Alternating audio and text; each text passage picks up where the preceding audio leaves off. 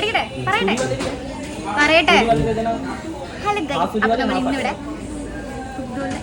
ഈ കടയുടെ പേരുന്നിട്ടാ കടയുടെ പേരുന്നിട്ടാ ഏതോ ഒരു കടയിൽ അല്ലാതെ ഒരു കടയിൽ നമ്മൾ പാനിപ്പൂരി കഴിക്കാൻ വേണ്ടി വന്നിരിക്കുകയാണ്. പാനിപ്പൂരി തന്നെയല്ലേ നമ്മുടെ കൂടെ ഒരാളെങ്കിലും അവന് ഇഷ്ടമല്ല, അവനെ കാണിക്കണ്ട അയൽക്കാട്ടി.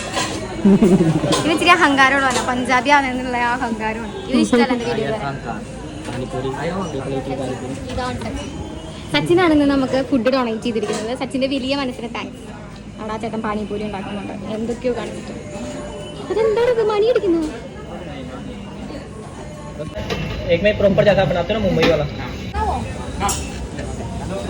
സച്ചിന്റെ എക്സ്പ്രഷൻ നമുക്ക് എടുക്കാം. ആണോ സച്ചിന്? സത്യസന്ധമായി പറയും.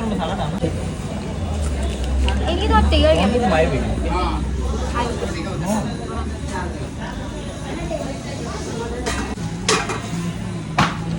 ഈ അല്ലയൊന്നും എനിക്ക് ഇഷ്ടമല്ല. അതെ